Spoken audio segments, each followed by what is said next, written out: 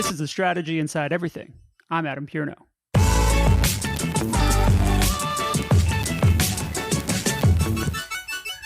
All right, welcome back to another episode of the Strategy Inside Everything. This is a good one. We've already started talking, which frequently happens, and I had to remember to press record, and I actually had to stop our guest today because we were getting about 2/3 in the way of our conversation. Jenny Nicholson, welcome.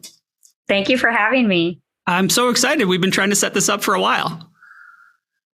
Yes. Jenny Nicholson, for those who may not know, is the Executive Director of Brand Experience at McKinney. And we were talking about our career paths. They're interesting to me because there's some parallels in my own experience. But Jenny, would you give people a sense of who you are and what you've done before you got to this role in this brand experience role? And that's really a core part of the conversation I'd like to have today. Yeah, it's kind of interesting. I actually have a master's in social work. And the year I graduated with my master's, it was a very tough time in North Carolina to find work. And so I applied one week for 2 jobs. One was to be a substitute teacher. The other one was to be a proofreader in an advertising agency. The substitute teacher job never called me back. So I got hired as a proofreader at McKinney just over 17 years ago. I walked in the door and I didn't know anything about advertising. I was the first person in my family to go to college. So this was just a world I didn't know existed. And I walked in and I was like, wait a second. This is a place where people work. Yeah. People get to have fun and be weird at work. And so I just found it a really natural fit for my energy. So I was a proofreader for a couple of years, moved into the creative department, started as a copywriter, worked my way up until the end of 2020. I was working as a group creative director. I still lead creative on our Sherwin-Williams and Pampers accounts, but I've always had a passion for non-traditional ideas that actually build business. The idea that got me the most excited about advertising way back in the day was actually the Domino's pizza tracker, because what I loved was it was a brand action that solved a very real problem in your life. Because people probably don't remember, but it used to be that you would order a pizza, and for the next hour, every time a car drove by, you were like, is that my pizza? Is that my pizza? And so it was a black hole of information. Exactly. And so the brand gave me something to solve a problem that I didn't even realize was one that could be solved. And I just always love that type of thinking. So at the beginning of 2021, I launched a new team, the brand experience team, which is comprised of social and digital strategists, creative and creative technologists. That's really focused on, the long answer is helping brands actively do things that prove out their purpose instead of making ads. But the short answer is less saying, more doing. That's awesome. How do the creative people on that team participate in other teams, or are they dedicated to brand experience?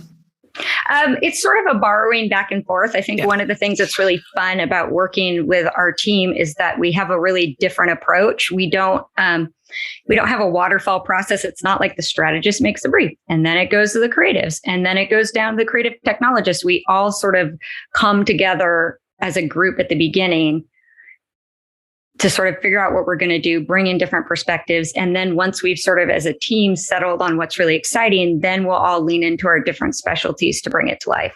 Is once you, at the start of the process, you bring everybody together, does it go into a more traditional model from there? I mean, is there a brief created, or have you developed a totally different process, or is it still being figured out as you grow the team?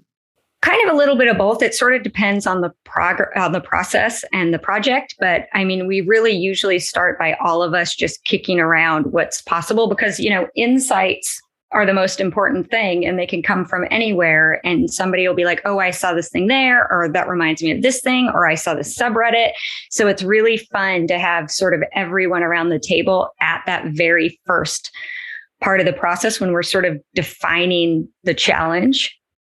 And then from there, it can kind of take a bunch of different forms. And so in some cases, you may need a brief, but in some cases, you might just move forward with whatever document you've been creating during the conversation. Exactly.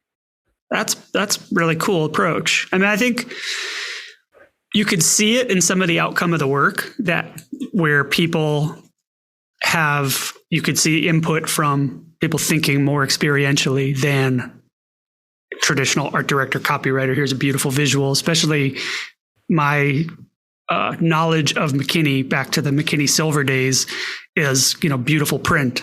So I know that there's a legacy there of thinking in those clear communication and beautiful ads. Yeah, I think one of the biggest gifts that I got in this business was I didn't go to ad school. And I started right around in the creative department, right around 2006, 2007, when a lot of things were getting shaken up about how people thought about advertising. So I say nobody actually taught me what advertising was supposed to look like. So I've never had any rules to follow, which has been fun. Yeah, it gives you a certain amount of freedom. Yeah. That's, I don't think I've ever heard anybody verbalize it that way.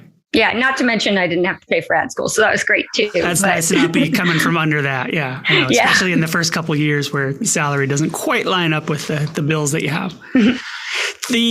But I want to talk about the work you did leading creative, because the Sherwin-Williams work is work that, the first time I ever saw that on real TV, that's not some spec thing that won awards and was this mysterious thing you have to go to Ads of the World to watch.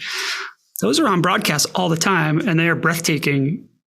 And I've never seen a bad one. Every time I see a new one, I'm like, ooh, good, a new one. They figured out another way to tell this story. Tell me more about that work. And,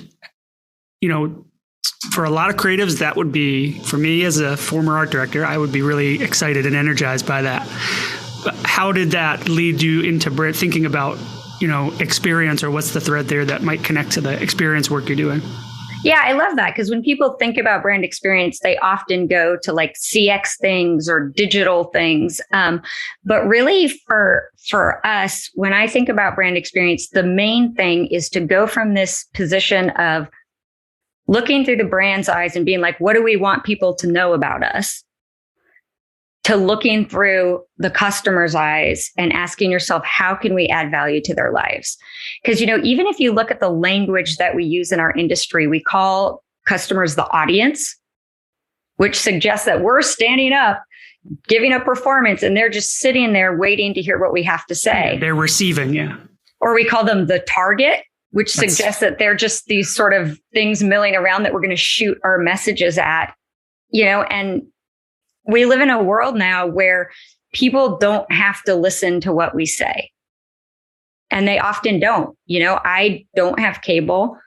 Even when I'm not watching a big high profile live event like the Super Bowl, even when I'm watching something on live TV, I find the commercials sort of a kind of a novelty, because I'm not used to seeing them. Most of us are used to seeing the 5 seconds before we hit the skip button on YouTube. Yep. And so I think the thing that brings a lot of the work that we do together, that's true even of the television, is there's a spirit of generosity. So when I'm watching television as a customer, what's going to be valuable to me? It's not the time that you want to go talking about all of our paints and finishes and sheens and washability. I want to be entertained. I want to be transported. I want to see something beautiful. Yeah. Or on the other side, on Pampers, we made a big pivot with them.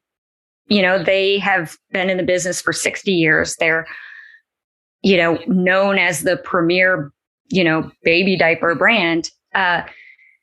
But you know what? Parents don't need Pampers to tell them all about their baby and all about how important it is to take care of their baby. Parents do nothing but stress over how to take care of their baby and making sure their baby has the best, right? That's so it was true. a really big pivot for Pampers to actually start talking to parents with honesty, with empathy, with respect about the experience of being a parent, and take a lot of their voice and reach and give something to parents who really needed it. So the creative kind of already was moving. You were already thinking about it as experience in both of those cases, versus let me give you a list of benefits and attributes that you can file away for your decision-making funnel that we've just put you in. Yeah, I always say it's like going to a party. If you want to go to a party and be a welcome guest, you don't show up and spend the whole time talking about yourself. You have to come bearing gifts, or else you're not going to be invited back. That is a good analogy. So I read this article from Campaign, which came out somehow in November. And I think part of my question for you is, why did this just come in November of 2021? But it was talking about some work that you had done for the Urban Ministries of Durham. And the article was very positive about this digital experience that I want you to walk people through, which is just a mind-blowing idea. But there's a kind of a sentence in there that's a throwaway, which I think buried the lead, which is, I'm not going to quite quote you, but you say, we had done traditional broadcast, but I didn't quite feel like it moved the needle. It didn't lead people to taking the action that this Urban Ministries of Durham needed people to take to participate to solve this problem. Yeah. So the reason that the article came out last November is it was actually the 10-year anniversary of Spent. So we launched Spent in 2011. And I think one of the things that I love about it is this thing that we made 10 years ago with no media support, no paid budget behind it, gets more daily active users today than it did the month that we launched. How is that? Are people sharing it? Like, are they sending it around individuals? I mean, and not the organization, or both?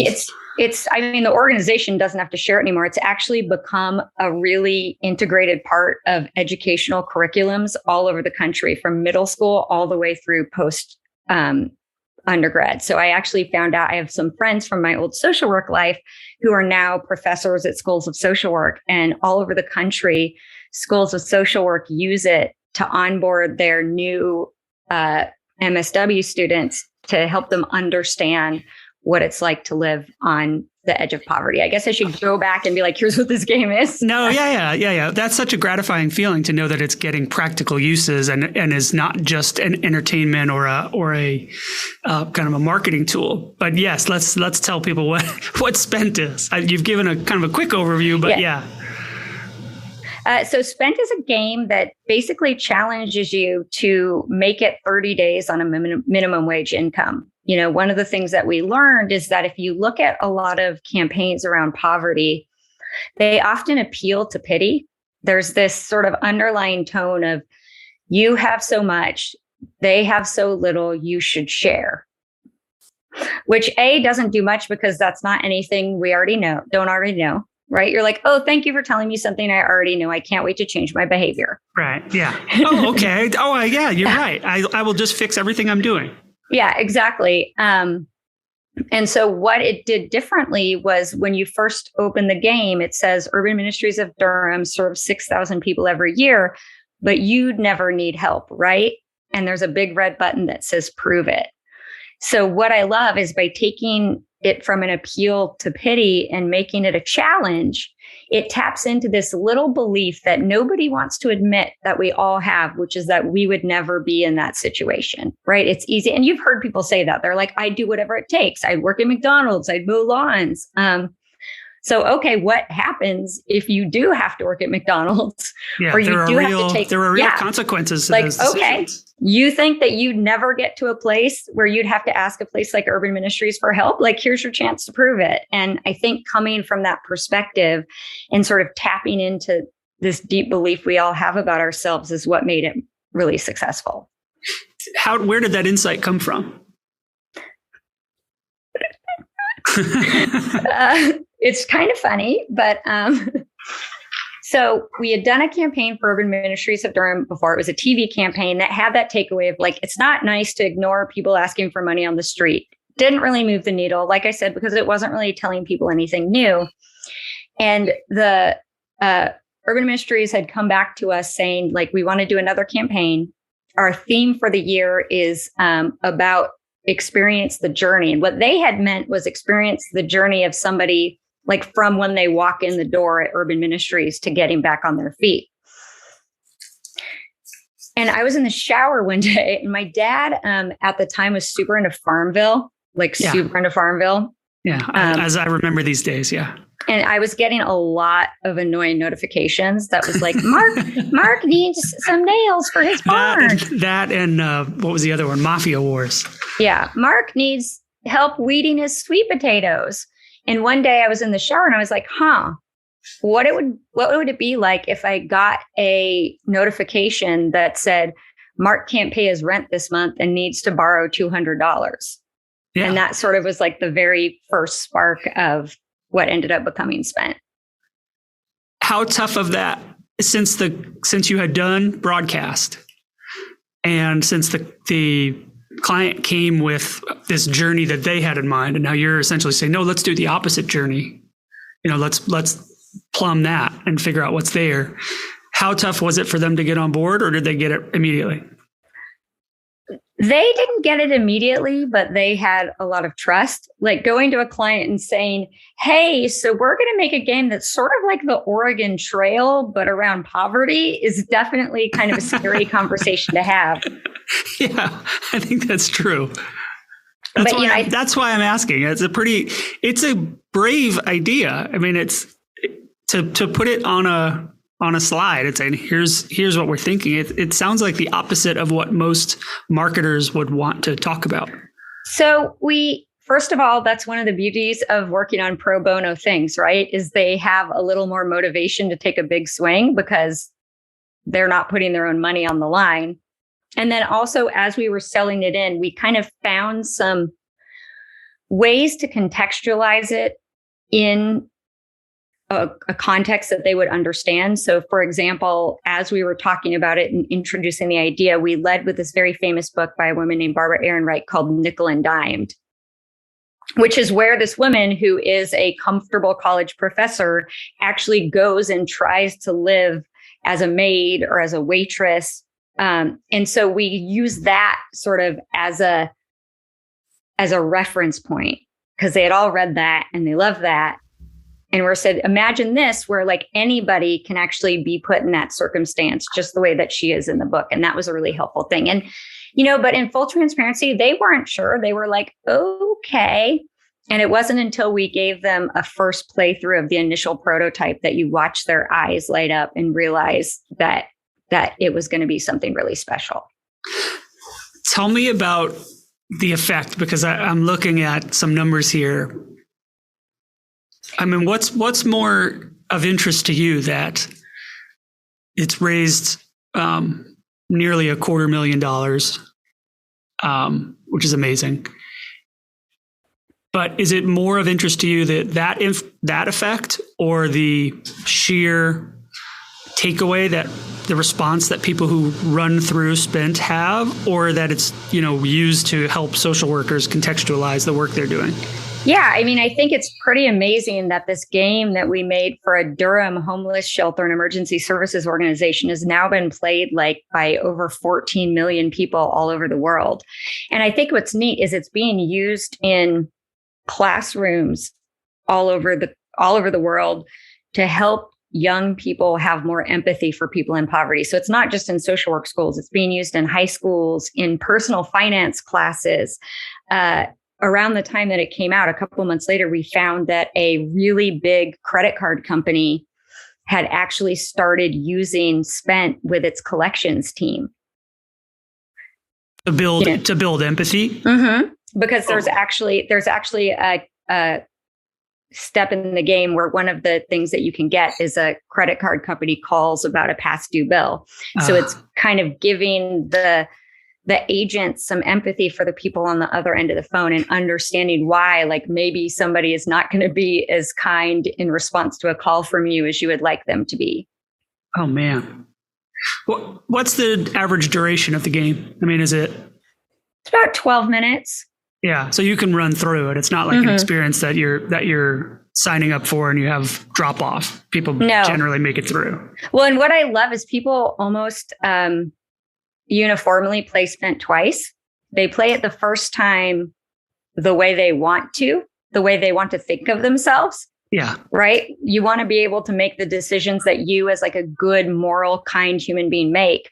And then they lose the game. They don't make it 30 days because they run out of money. And it's really funny because there are some really challenging questions. There's one where you have to decide whether or not you're going to lend your mom $100 for medicine, or whether you pay for your electric bill or your heat bill.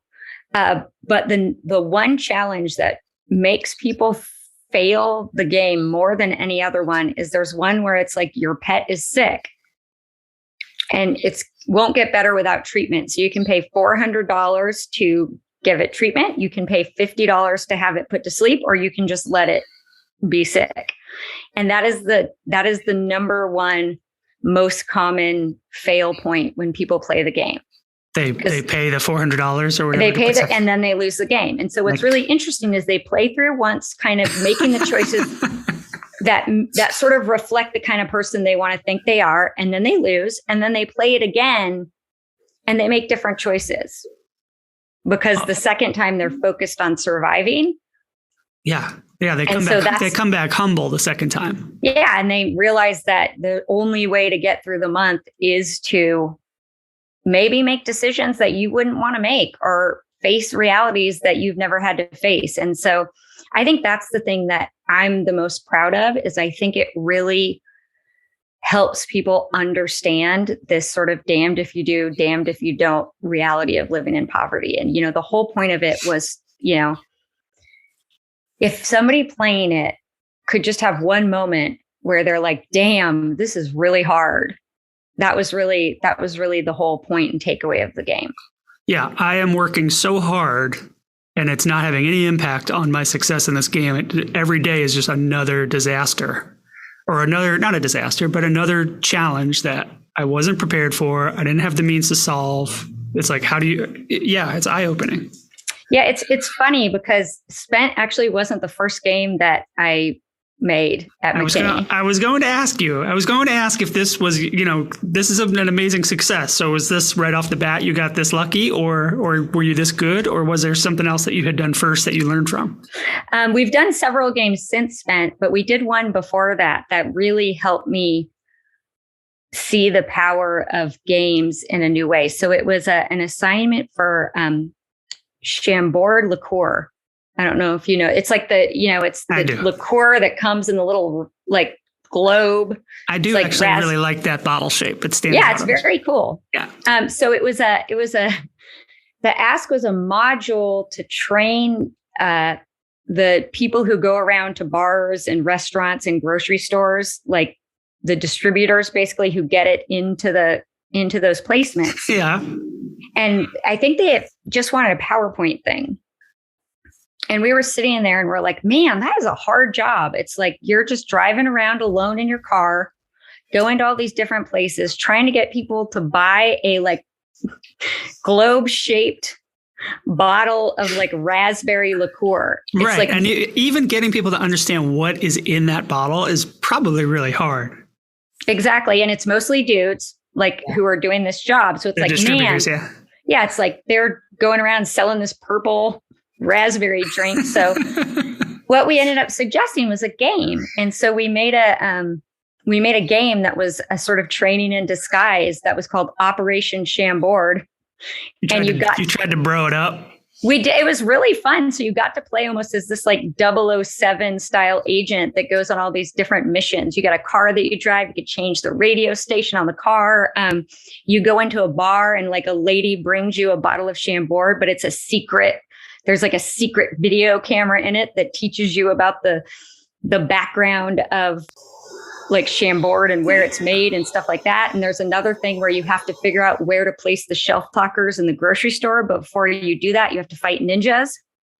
And it was awesome because it was hugely successful.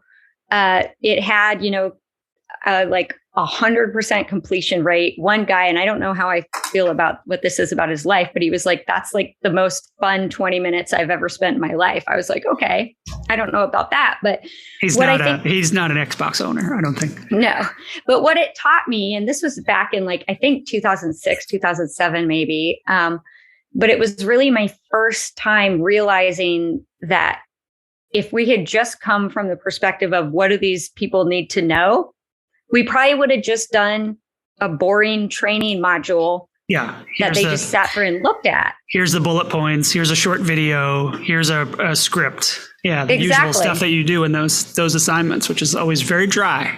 Yeah, exactly. But instead we're like, okay, what's this person's life like? And how do we actually make them feel like the hero of the job instead of just talking at them about like all the recipes you can make with this liqueur. So yeah, the creative that you did for Urban Ministries of Durham prior to, you did TV spots, and I've seen them. They're heart-wrenching. Those had the intended effect of creating an emotional response. I mean, ultimately, the effect you wanted is people to participate, donate, give time, whatever it is. But they did wrench the emotion. So I think when I had originally reached out to you, the question I had was, is it I guess the wrong way to say it is it's the separation of the screen, because the TV is if it's a TV spot or you're watching it on YouTube or wherever, but the game is also on a screen. I'm also at arm's length from the real problem. How do you think about what a game or something more interactive does differently than, it's not easy to create a short film that makes people tear up. So no. How do you think about that?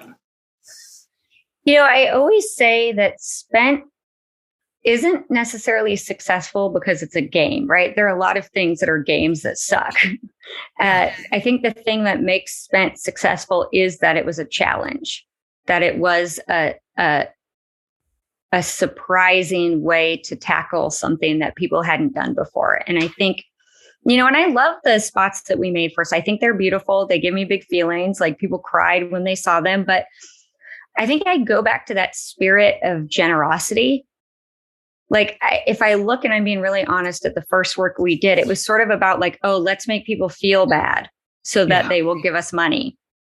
Where Spent was like, let's give somebody an experience that they've never had before. Yeah, so they internalize it and they register a feeling related with being in those shoes or being in that place. Yeah. Has that, because you are still a creative director or on some business and you still create what I'm assuming, you get briefs for traditional ads or more traditional things. You've had 10 years. Has the work that you did on Spent impacted the way you attack a brief for, a TVC or any other ad? Yeah. I mean, I think, like I said, it always goes back to everything that we do.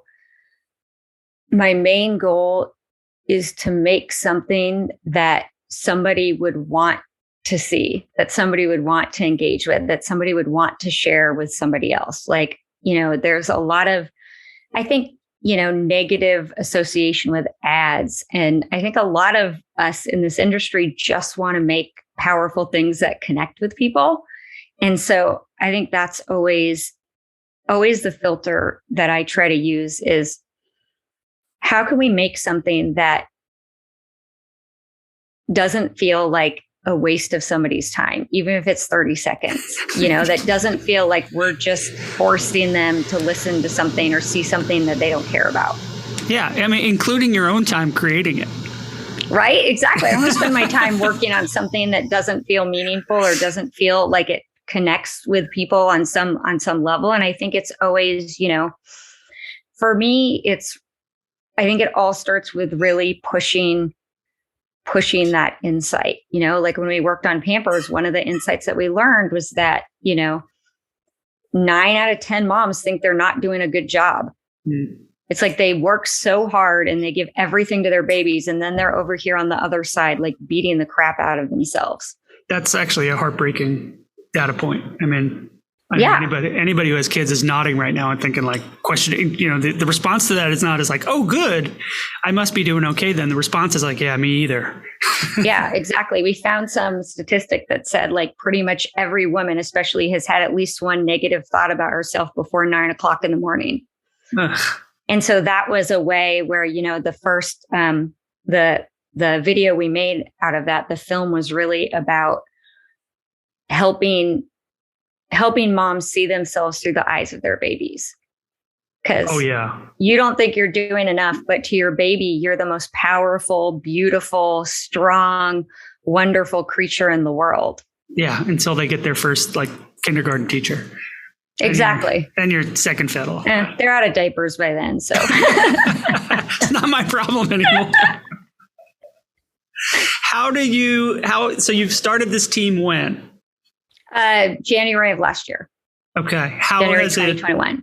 How has it been received in both inside the agency and by, brands that you work with, and kind of what anything unexpected happened in the course of the year of building it so far? Yeah, I mean, it's different. It's a challenge because it's a different way of thinking. If you think about like most advertising agencies, maybe this wasn't true of the one that you worked at, or maybe this isn't true of listeners, but most advertising agencies I've seen, when they bring in a creative campaign and they do a creative presentation, it's sort of like, here's your manifesto, here's your television, here's your pieces, and then like, here's a lot of stuff. Yeah. And like a lot of times what's going on in that lot of stuff is actually where some of the most interesting thinking is.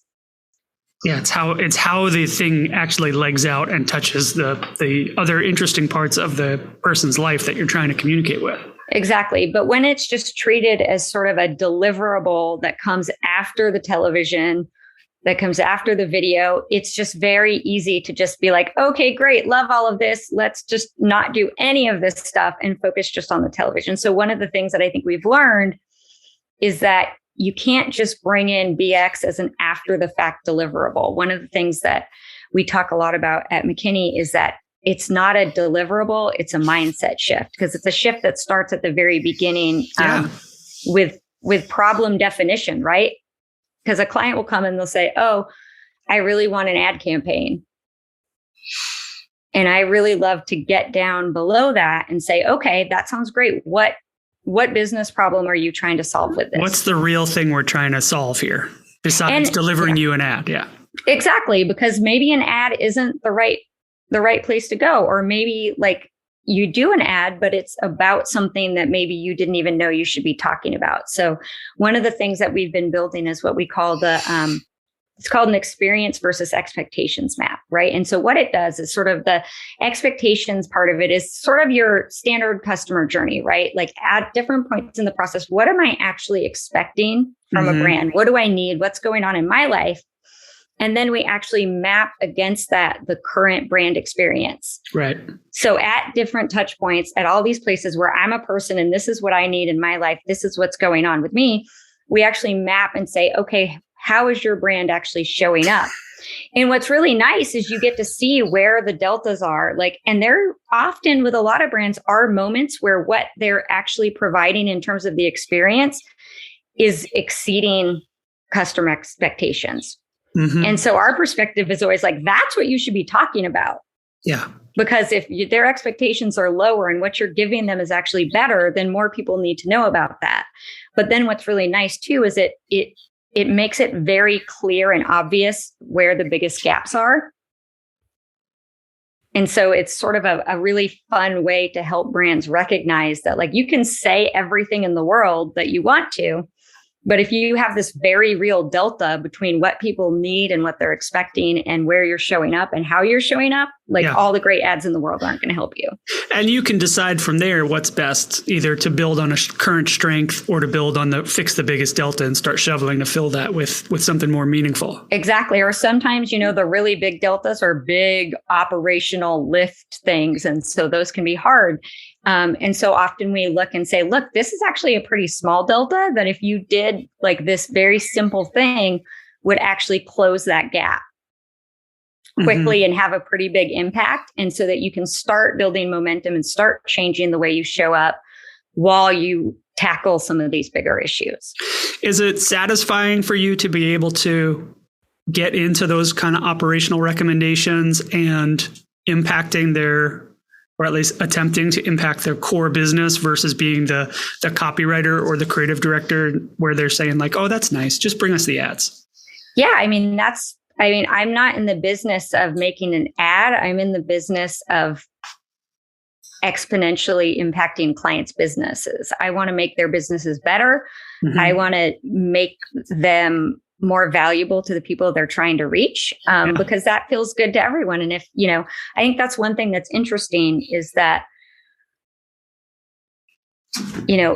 agencies often see themselves as communication partners when really we should be seeing ourselves as business partners, because at the end of the day, that's what we're here to do, is to drive the business. So I think that's, One of the things that's sort of an interesting challenge is brands don't really expect this kind of thinking to come from their advertising agencies. Where do they expect to get it from? I don't know. That's a good question. I mean, I think that's sometimes where some of the consultants, the big consulting companies, have a little bit of a head start because they're tapped in a little bit more upstream, and people are coming to them with business transformation challenges.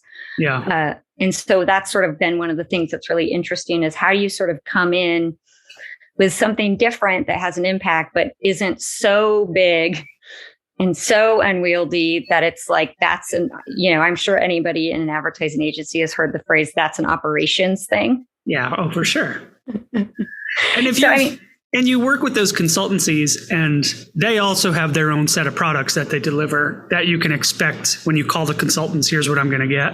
It's not an ad, but it's like, oh, let's look at a reorg, and let's look at your cost structures. And it's like, oh, okay, I know if I hire them, I also know what I'm going to get to a certain degree. And so there's a middle ground. Yeah. I see Accenture trying to reach into and figure out how to get into that middle ground. Well, and that's what I think is really exciting. It's like you have these extremely creative people who work in advertising. Why not harness that creativity and use it to attack business problems in really unexpected ways? So I think it's an interesting and fun, exciting time. I think it's just, I guess I also believe that if agencies don't start playing at that level, don't start actually impacting the business, don't start showing up as obsessed with sort of the business as their clients are, then I think we're going to see our impact as an industry kind of continuing to become smaller and smaller. Yeah, I think that's right. What is the response been inside the agency? Are people, when you introduced this idea either more or less formally, but when you started working on it, was it hard to get people to participate, or was it the right group of like-minded people that were like, I raise their hand and say, I want to work on these things? Yeah, I mean, I think part of it is, similar to what I said earlier. It's like understanding when and how to bring us in. That was one of the things that we learned pretty quickly is like bringing us in after the creative brief has already been determined, probably too late, because a lot of the questions that we ask would inform a brief. So that's something that we learned. And, we've had a lot of success with sort of coming in from an educational perspective. So in some clients, we've had these sort of introduction to brand experience sessions where we talk a little bit about the brand experience mindset, talk about how we use social listening so that social doesn't become just a communications channel, but you actually can use social listening for insight generation in a way that I don't think clients often do. And then kind of show them what can be possible if you take some of the pain points and needs that you see come up in social listening. Yeah, they're already telling you. They're already telling you. But I always say that the most powerful insights come when you're paying attention to what they're saying, when they don't think that anybody's listening. Yeah. And then showing how you can actually do something active based on those insights and create something that you already have a pretty good bet that people are going to be responsive to. Yeah. The filter that for social listening or for other research, there's a filter that you go in looking for, let's do social listening to see how our campaign did. And so then you rule out things, that's not related to the campaign, or you don't have your eyes open to see or hear what. No, they're all saying this thing, Yeah. The way I do social listening is, I think, pretty opposite the way most people who do it for a living do. It's like, I'm actually not interested in sort of the macro trends or what most people are saying the most. I love to go dig around and find edge cases and then say, that's interesting. This person said this. I wonder if other people are saying this. Yeah. So, I think it was last year, we were getting ready to launch a campaign for Samsung's new folding phones, the Z Fold and the Z Flip. Yeah. And I spent hours on Reddit. Like, people would post on Reddit and they're like, hey, what do you guys think of this phone? And people had owned earlier generations of them. And I remember there was a subreddit like 8 pages deep into the results and then like 100 answers deep into that, there was one person who said, "This is the worst phone I have ever had because everywhere I go, people won't leave me alone. They want to see it. They want to ask about it. They want to know if I like it. They want to see how it works."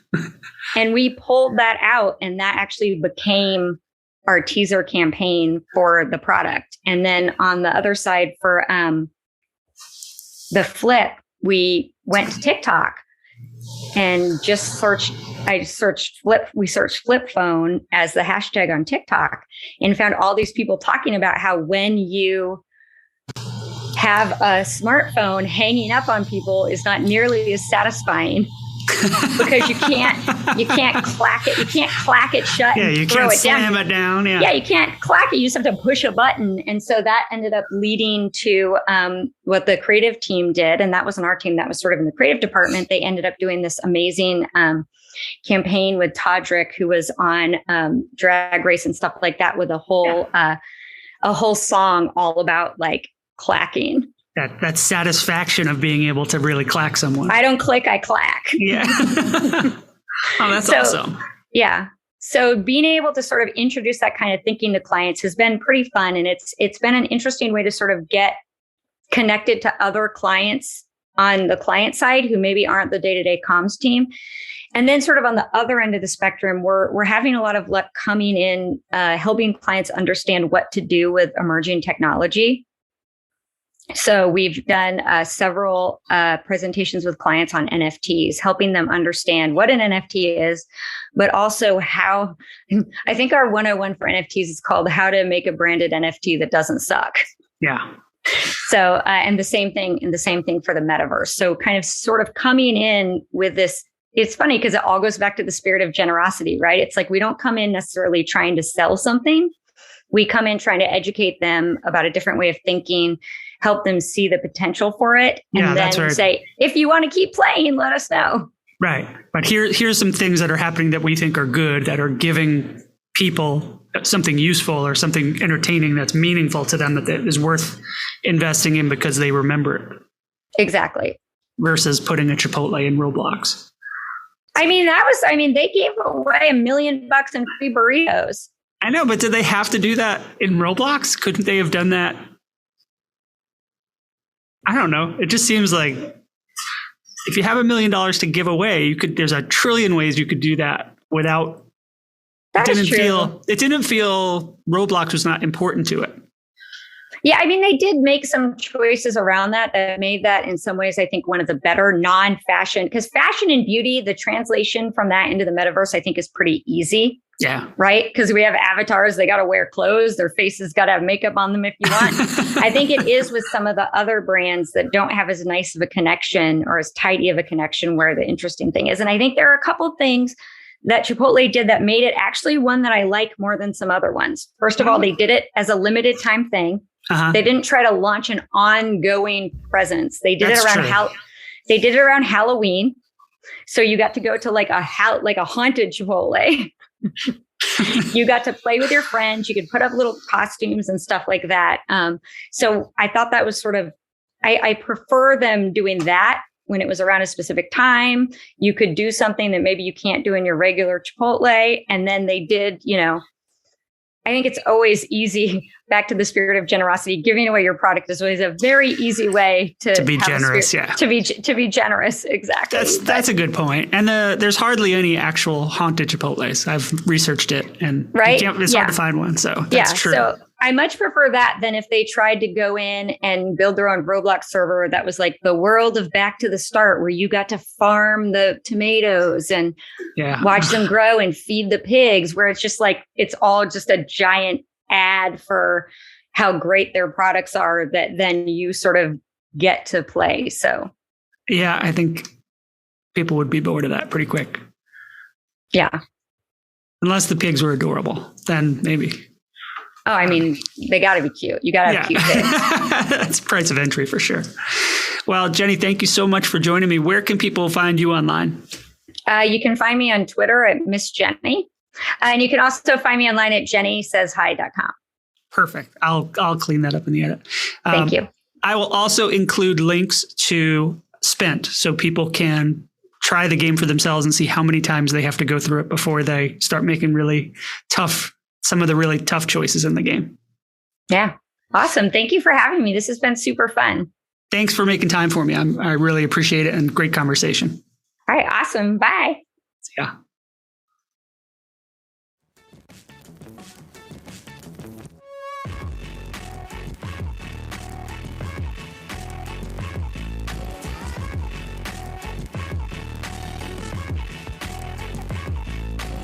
Strategy Inside Everything is produced by me, Adam Pierno.